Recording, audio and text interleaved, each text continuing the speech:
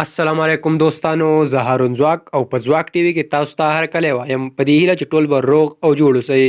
دوستانو لکه څرنګه چې زموږ چینل معلوماتي چینل دی، نو موږ به همیشه کوښښ کوو چې تاسو ته معلوماتي او په زړه پورې ویډیوګانې وړاندې کړو په دې هیله چې د خوښې وړ مو وګرځي.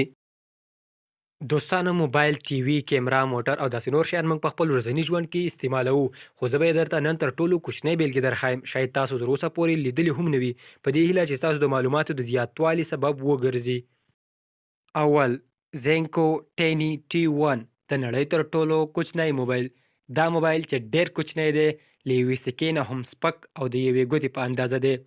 دا موبایل د زینیو برتانوي کمپنۍ لخوا جوړ شوی دی.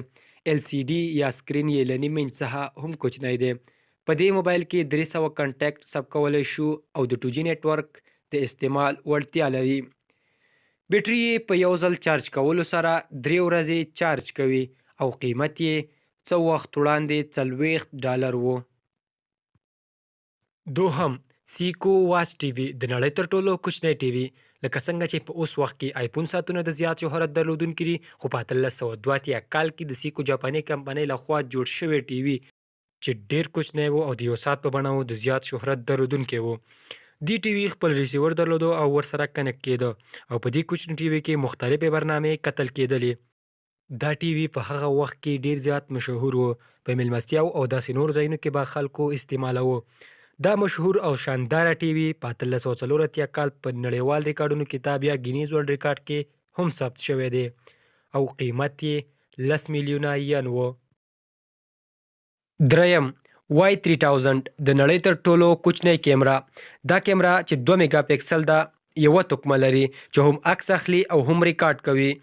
دا کیمرا چې ډیره کوچنۍ ده، د یوې سکې په اندازه ده. په یو ځل چارج کېدلو سره 30 دقیقې ریکارډینګ کوي او قیمت یې $100 دی.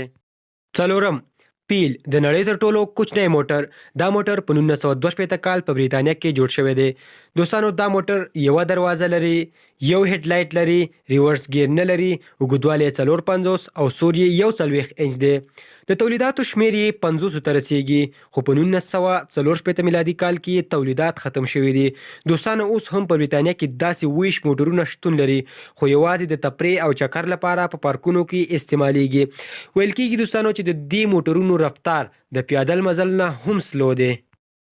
پنځم، لایف ان ا باکس.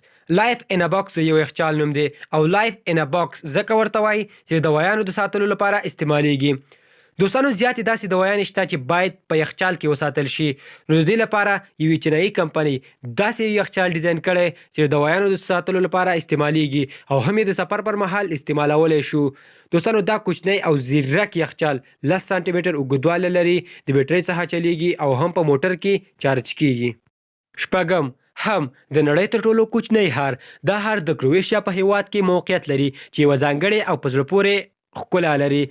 دا ښار 4 دیوالونه لري، 2 سړکونه لري او په دې کوچني ښار کې یوازې 20 کسان اوسیږي او هر کال زیات سیلانیان د نړۍ د ګوټ ګوټ څخه د دې ښار د لیدلو لپاره راځي او د لیدلو یې خوند اخلي. د لیدلو مو مننه. دا زموږ د نن ورځې معلومات. که ویډیو مو خوښه شوې وي ویډیو لایک کړئ او د داسې ویډیوګانو لپاره زموږ چینل ځواک ټي وي سبسکرایب کړئ او د بیل آیکن کلیک کړئ ترڅو زموږ د هرې نوې ویډیو نوټیفیکیشن تاسو ته په وخت باندې در ورسیږي.